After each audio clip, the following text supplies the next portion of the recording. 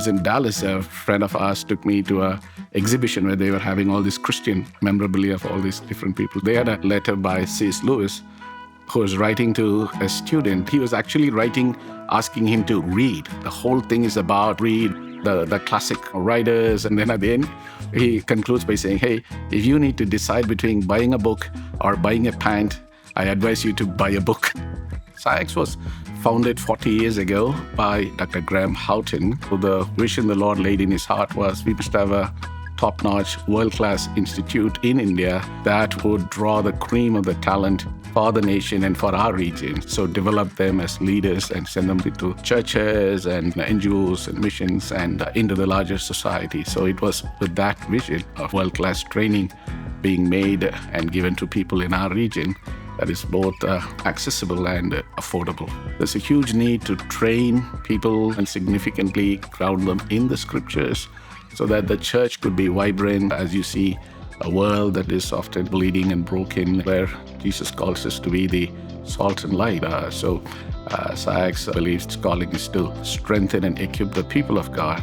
In the academic world of training, books are so crucial, and we have a fantastic library, maybe close to 60,000 physical copies. We're so glad to have that relationship with TBN. It's been there for quite a long time, and it has played such a crucial role, in developing our people, because that is the greatest challenge I find. The biggest shock I had when I went back to India after my PhD here, and I was teaching here, and I'm like, where are the books? We had this huge struggle of trying to literally scavenge portions, from one book, from another book, and giving to the students. So specifically, I would say specialized, targeted, way that which TBN gives. I think that is highly beneficial. We become a hub for TBN, so we have often gotten their books and then helped them to sort it out and send to all the other smaller schools across the region. And then you think of all those people, literally hundreds and hundreds of men and women, the whole next generation kingdom workers who are being trained for kingdom work in our part of the world.